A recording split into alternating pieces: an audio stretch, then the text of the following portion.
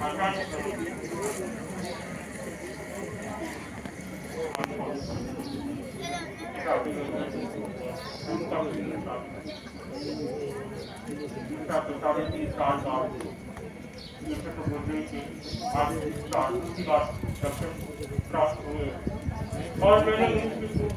पहले भी कहा था कि इस सत्यकाल के बाद गुरु दर्शन करने के बाद तो मुंशी ने बताया जैसे आपकी इच्छा, देखते हैं कि क्या होता है।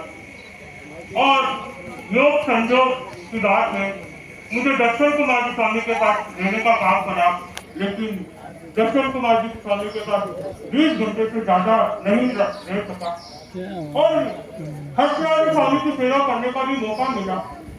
जब मैंने इन दोनों की सेवा की तो मुझे जब 1.5 लोग का समय था, इन दोनों का एक जैसा लगा। जैसे जिस दिन मुनि दर्शन कुमार जी स्वामी का शाम को प्रतिक्रमण का समय था, मैं मुनि का महाराज प्रतिक्रमण सुना देता हूँ तो मुनि ने कहा ठीक है सुना दो। मैंने हर्षराज स्वामी को 7 दिन से कह रहा था, उनकी बात ठीक नहीं थी। सुबह शाम महाराज का प्रतिक्रमण सुना देता हूँ तो मना कर रहे और उस दिन पता नहीं मुनि ने कहा मोक्ष में आप प्रतिक्रमण सुना दो। और उस दिन दोनों को मैंने प्रतिक्रमण सुनाया था और रात के 10 बजे मुनि जी को पढ़ा रहे थे, मुनि जी विराजे हुए थे। मैंने बोला महाराज पढ़ा जाओ, आप विराजे हो रात कैसे पकड़े। महाराज ने कहा मैं बैठ नहीं सो नहीं सकता, मेरे पैर लंबे नहीं हो रहे हैं तो मैं बैठे बैठे ठीक है आप आपके फोन तो मैं सोने चला गया था पढ़ाने के लिए। लगभग दर्शन कुमार जी स्वामी ने मुझे 10:30 पौने 11 बजे याद किया था।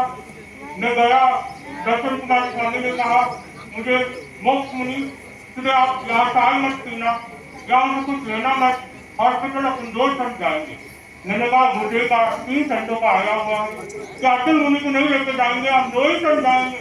मैंने पूछा था क्यों अतुल मुनि को नहीं, और मैं नया हूँ मुझे पता भी नहीं हॉस्पिटल में किससे बात करनी है, कोई फॉर्म भरना है, कोई अपने को भरना है नहीं भरना है, मैं तो कोई जानता नहीं, तो क्या उसकी चिंता आप सब करो सब हो जाएगा। और ऐसे के ऐसे जब हर्षराज स्वामी का समय था रात में लगभग 11:30 बजे मैं मुनि जी के पास गया। मुनि जी को पूछा महाराज कैसे है, तो महाराज ने कहा बढ़िया घूम रहा हूँ। तो मैंने सोचा गर्मी बहुत है, महाराज को प्यास लगी होगी, तो मैंने कहा महाराज थोड़ा इंतजार और कर ले, जैसे सूरज उठ जाएगा मैं आपको पानी लाके पिलाऊंगा। मुझे पता नहीं था कि वो घड़िया किससे घूम रहे हैं। मुनि ने फरमाया डॉक्टर आ रहा है। मैंने बोला महाराज डॉक्टर को 8 बजे का समय दिया, आपको चाय नाश्ता कराने के बाद डॉक्टर को बताएंगे। तो मुनि ने कहा नहीं डॉक्टर तो आ रहा, और उनका क्या इशारा था मैं नहीं समझ पाया। और जैसे ही दर्शन कुमार जी स्वामी ने लगभग 2 बजे का समय था और मुझे 2 मिनट के लिए 8-10 मिनट के लिए झपकी आ गई और मुनि ने खड़ा और इधर 1-1.5 बजे के बीच में मैंने मुनि से दर्शन कुमार स्वामी से बात भी की थी। तो महाराज ने कहा मेरे ठीक है आप सो जाओ। और ऐसे ही घटना रात के 3 बजे की जब हर्षराज स्वामी के साथ मैं 3 बजे महाराज से पास गया था। महाराज से पूछा महाराज कैसे है, महाराज ने कहा ठीक है। और जब 4:30 बजे उठा तो महाराज का सिर जमीन पे लगा हुआ था। मैंने दर्शन कुमार स्वामी को भी आवाज की, महाराज पधारे, डॉक्टर को सब बुलाया। दोनों घटना मेरे को एक जैसे लगी, कोई फर्क नहीं लगा, समय का फर्क था। और गुरुदेव की कृपा से 2 संतों का सेवा करने का मौका मिला। और उसके बाद आपकी ने कृपा कराई मुनि दर्शन कुमार जी के पास और मैं मुनि दर्शन कुमार जी के लगातार जब तक हर्षराज स्वामी थे तो मैं निश्चिंत था। मैं बोला मैं छोटा हूँ, मेरे को कोई काम करना नहीं है, प्रवचन का काम आप संभाल लोगे, आप दोनों मेरे को नहीं देना। जब महाराज देव गमन हो गए थे तो मुझे कहा महाराज अब मैं आपके बराबर खड़ा होना चाहता हूँ, मैं भी कुछ बोलना चाहता हूँ, मैं भी कुछ सुनाना चाहता हूँ। मुनि ने फरमाया जो आपकी इच्छा हो, जो रुचि हो आपने आप उसका अध्ययन करें, आप उसे सुनाए। दीपिका को रुचि तो दीपिका पीछे तो मुनि को प्रेरणा। और मुनि ने मेरा खूब ध्यान रखा, चाहे स्वास्थ्य का हो, चाहे तपस्या हो, चाहे कुछ भी हो, रात का समय हो, दिन का समय हो, समय समय पे संभालना और पूरा ध्यान रखना। और कभी बोलने की विषय नहीं होता तो महाराज बेटा जिस पीछे से बोल दो, और कहीं मुझे ये लगता कि स्वास्थ्य ठीक नहीं है तो मुनीष जी कहते आप विश्राम कर लो, मैं पूरा संभाल लूंगा।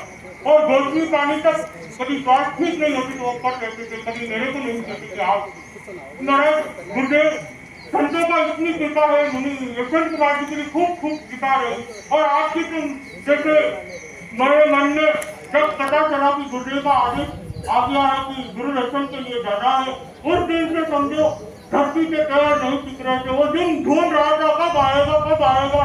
जैसे हम गाँव आए पैरों में कुछ छुप गया था तो तकलीफ करने में तकलीफ थी तो हम फिर भी बाहर के चल के आए, 100 किलोमीटर चल के आ गए।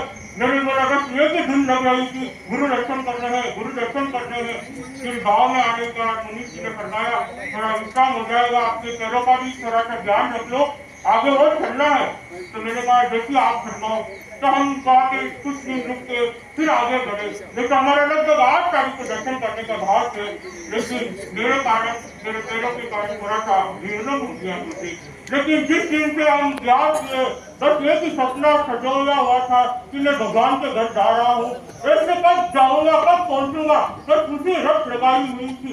कोई पूछता तुम्हें कैसा लग रहा है, थकान हो रही है? लेकिन मेरे को कोई थकान नहीं। हमारा ब्याह का 3रा दिन था गुरुदेव, मेरे हाथ में बहुत मेरे हाथ में पढ़ने में इतना दर्द था मैं बेड में विश्राम करने गया और विश्राम करते मुझे पता नहीं मन में आई ओम महासमराय नमः 7 बार हाथ फेरा मुझे 4 तक मेरा हाथ एकदम तैयार वापस पता ही नहीं चला। आज तक मेरा वो दर्द वापस चालू नहीं हुआ। गुरुदेव ये सब आपकी कृपा है गुरुदेव आपके श्री चरणों में हमेशा रहते। जैसे यशवंत कुमार जी स्वामी ने फरमाया कि मुक्ति तक हमें मुक्ति तक आपके चरणों में रहना है और मुक्ति तक हमें आप लेके जाएंगे।